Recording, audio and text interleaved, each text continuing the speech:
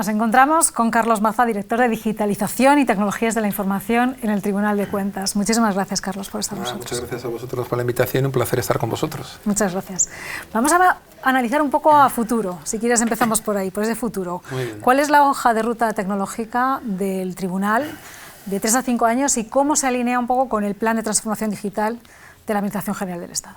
Bueno, en primer lugar, tengo que decir que el Tribunal de Cuentas es un órgano independiente, es un órgano constitucional, con lo cual tiene cierta autonomía de gestión, ¿no? Dicho lo cual, está claro que la política del Ministerio de Transformación Digital y en particular de la Agencia Estatal de Administración Digital es la que nos marca la hoja de ruta de nuestros asuntos. Justo en el Tribunal, y es relativamente reciente, tenemos aprobado un plan estratégico y un plan operativo bienal. Y en ambos, pues los proyectos más relevantes, como no puede ser de otra forma, son los proyectos de transformación digital. Proyectos de transformación digital que están imbricadísimos con las áreas de negocio y que van en la misma línea en la que está trabajando pues toda la Administración General del Estado. Pues son las líneas que conocemos de transparencia y cercanía a la ciudadanía, de proactividad. Se está fomentando mucho que las páginas web pues transmitan más información, los observatorios de datos, por supuesto la automatización de procedimientos, pero eso llevamos trabajando tiempo, ya está conseguida, realmente a día de hoy pues, ya está conseguido. Aplicación de tecnologías innovadoras, en particular la inteligencia artificial, esa es una línea clarísima. La interoperabilidad con organismos, porque eso es fundamental. O sea, nosotros trabajamos en estrechísima colaboración con las cámaras de cuentas con diversos nombres.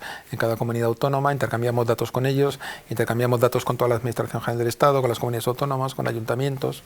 Entonces, la interoperabilidad es un eje fundamental nuestro de actuación y, como decía, como una línea estratégica importante es la colaboración con los órganos equivalentes al nuestro, las cámaras de cuentas y asimilados en las comunidades autónomas. Ya tenemos proyectos importantes de desarrollo de software en común, de puesta en común de iniciativas de analítica de datos y en general de proyectos innovadores. ¿Es fácil esa colaboración?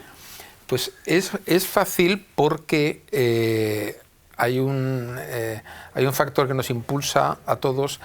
Y es que los tribunales de cuentas y las cámaras de cuentas en general suelen tener aplicaciones muy específicas y costosas, porque todo el tema de contabilidad pública, de políticas públicas, de gestión pública, de contratación, son temas muy complejos desde el punto de vista de negocio y por tanto el desarrollo de aplicaciones pues es costoso. Es costoso en tiempos, costoso en dinero y es costoso en cuanto a los medios humanos especializados, funcionales y técnicos que hace falta para desarrollarlos. Y por tanto, es decir, no es una mera gestión de expedientes administrativos donde un robot pueda resolverlo.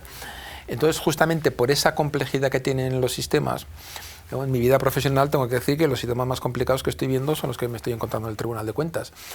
Y justo esa complejidad hace que el resto de órganos similares, llamémoslos cámaras de cuentas en genérico, OCEX se denomina en el lenguaje nuestro, OCEX, que son pues típicamente los órganos autonómicos con competencias en fiscalización, busquen automáticamente el colaborar con el Tribunal de Cuentas para desarrollar software en común, con lo cual sí, yo la respuesta tengo que dar es rotunda, sí, la colaboración es fácil, está yendo muy bien, lógicamente no es lo mismo hacer un software solo para nosotros, Tribunal de Cuentas Central, que para las comunidades autónomas, para los OCEs, se está haciendo, hay casos de éxito, que no voy a entrar al detalle, que están ya en producción, que se empezaron a hacer pues 2022, 2021, y que ahora ya están en servicio y están dando un resultado fantástico con diversos modelos de explotación, unos centralizados, otros distribuidos, otros en nubes, hay diversos modelos de explotación.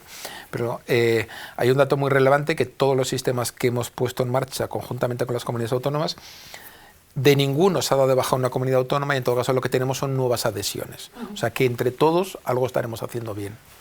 Bueno.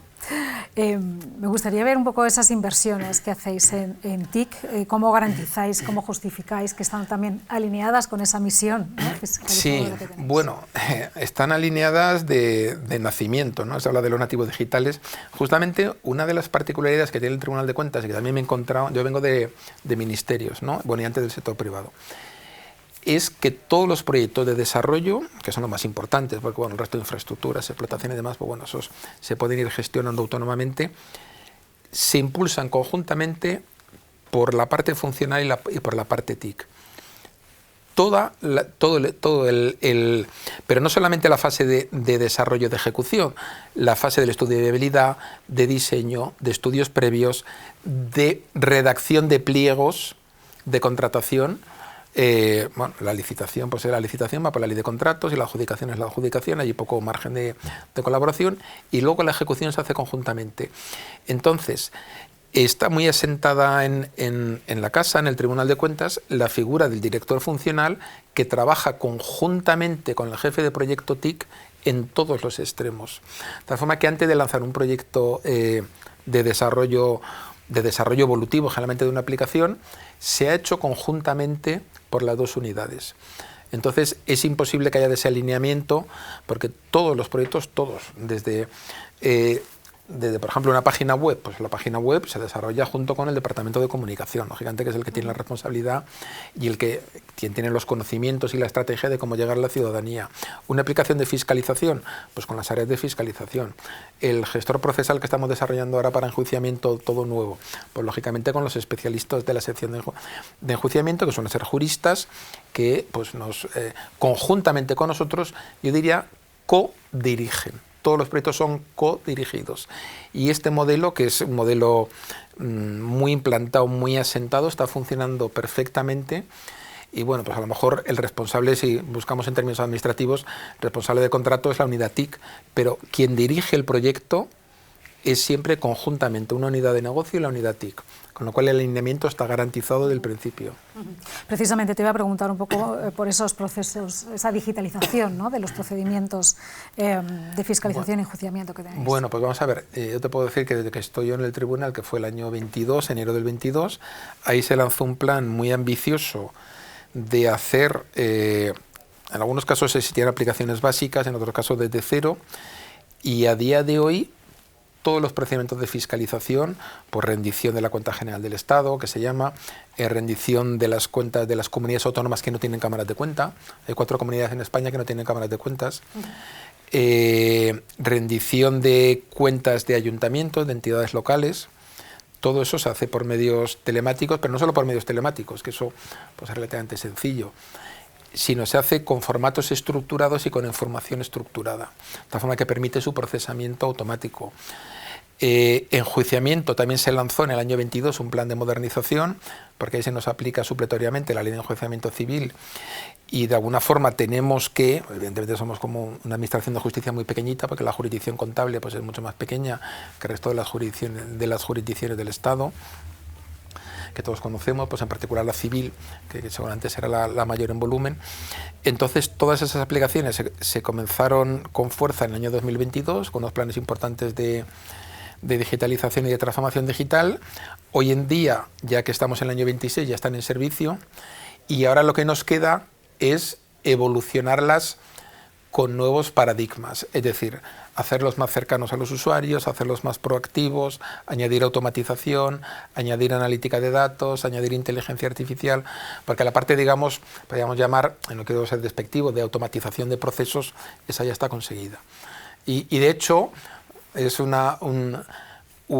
dato pues, relevante, aunque es un poco anecdótico, tenemos 2 edificios principales en Madrid, teníamos 2 registros presenciales, como bueno, todo lo que la administración pública necesita un registro presencial. En el edificio secundario se cerró el registro presencial, mantenemos abierto el registro presencial en el edificio de Fuencarral, que es el principal, pero con un volumen de tramitación realmente mínimo.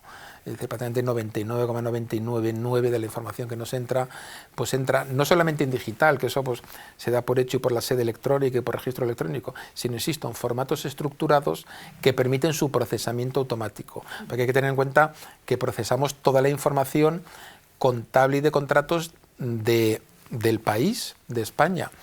Y claro, esos son volúmenes enormes de información que si no estuvieran formatos estructurados sería materialmente imposible su procesamiento, ¿no?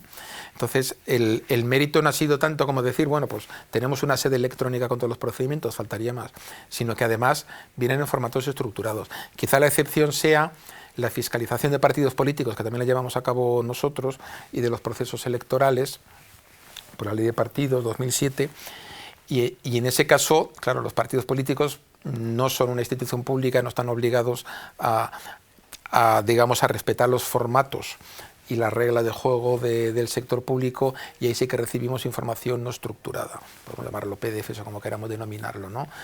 Pero bueno, eso porque son partidos políticos, que digo, es una cosa muy singular. Tenemos un departamento de partidos políticos que los fiscaliza, pues del orden de, no sé, cerca de 400 partidos políticos que hay en España. Pero el resto son todo formatos estructurados y procesamiento automatizado. ¿Estáis aprovechando analítica, inteligencia artificial para la gestión de todos estos datos? Digamos, el gran salto, aunque sea menos glamuroso, ha sido en la analítica de datos.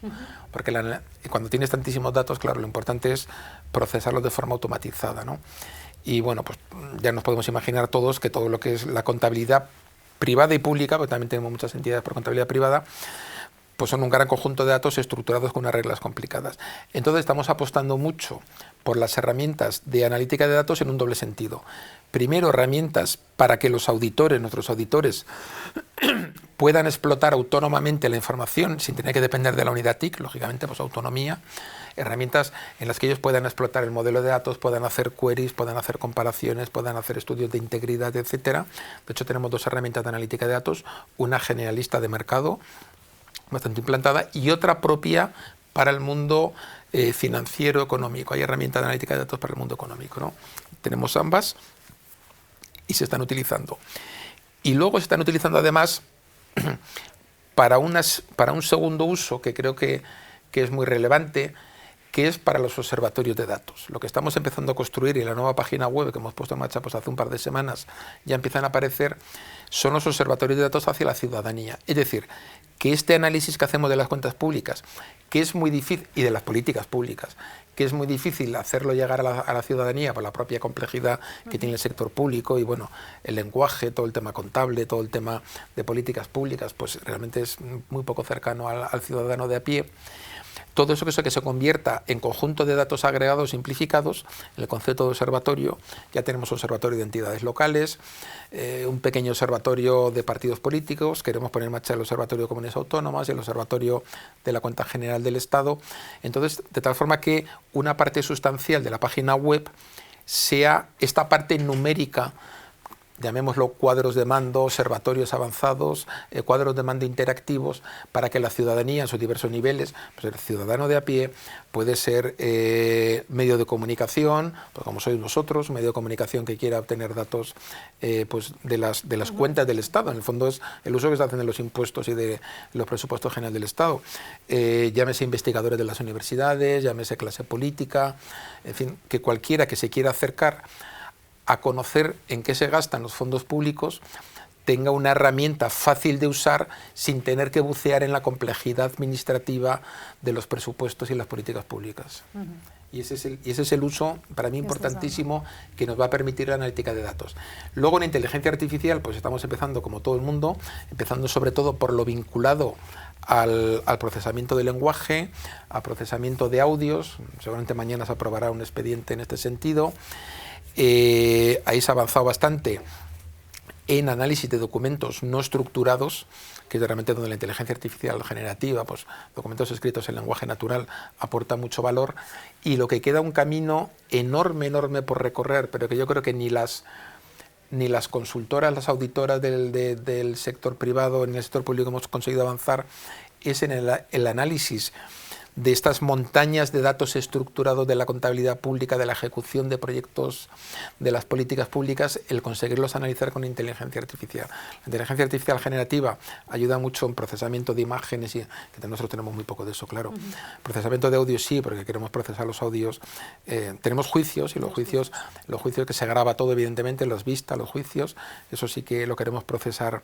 Y el lenguaje, por supuesto, o sea, lo que son documentos escritos en lenguaje natural, pero queda un campo inmenso, que es que de acuerdo a los planes generales contables y los planes que tenemos en el sector público para nuestras gestiones públicas, esos enormes conjuntos de datos numéricos se puedan procesar con inteligencia artificial. Con lo que yo creo que en los próximos años, no va a ser a corto plazo, no va a ser en 6 meses, pero sí en los próximos 2-3 años yo creo que vamos a ver muchos avances allí. Avances en ese campo.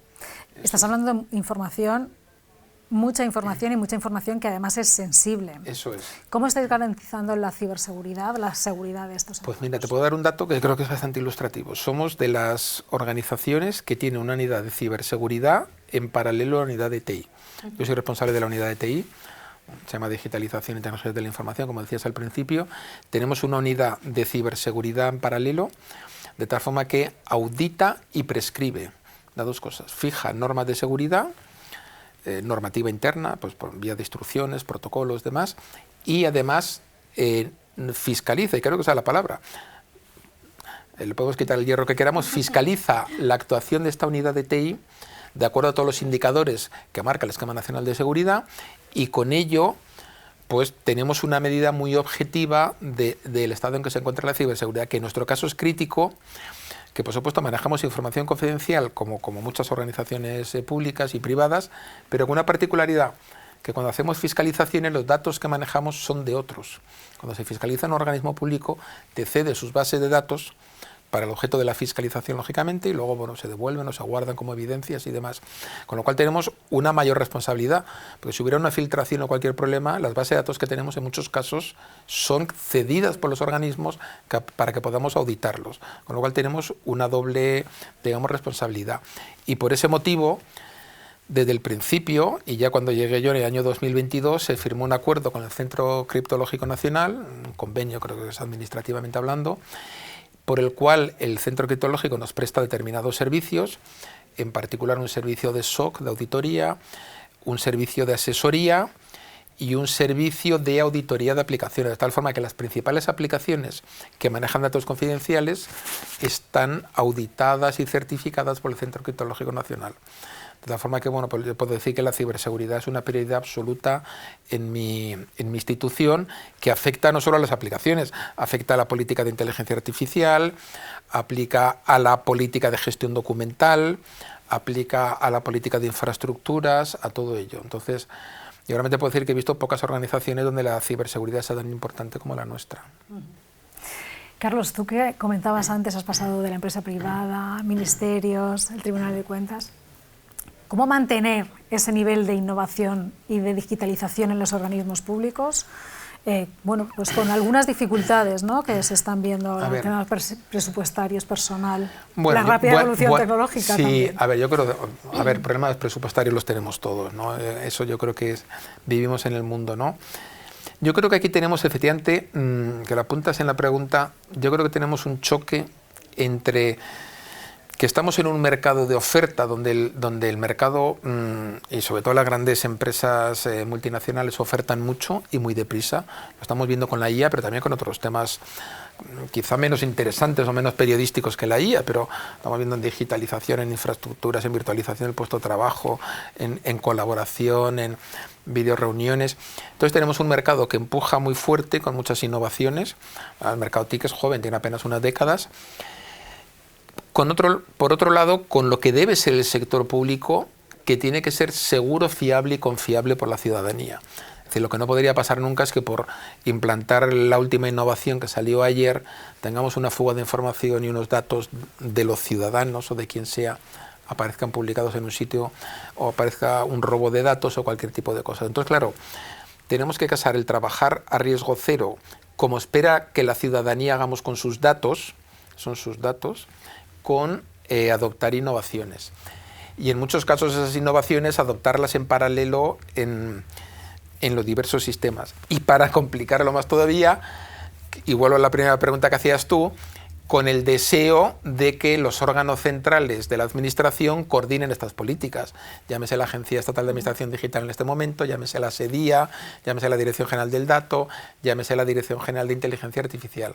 Entonces la verdad que es complejo porque uno tiene la sensación de que el mercado empuja más de lo que podemos absorber, ¿no? Y no por motivos presupuestarios, que bueno, el tema ya lo sabemos, tenemos presupuestos congelados desde 2023, pero bueno, así estamos todos y todo lo que hay, ¿no?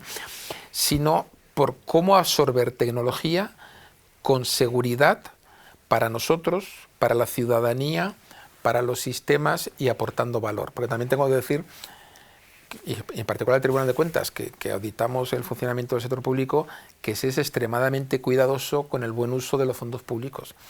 El concepto de piloto, ensayo, doy marcha atrás, esas cosas no encajan. Se quiere que cuando se invierte dinero y dinero público obtenga resultados útiles para todos, ¿no?